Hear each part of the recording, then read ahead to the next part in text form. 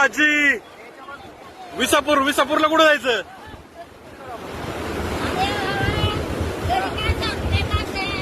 काय म्हटलं? काम आहे का?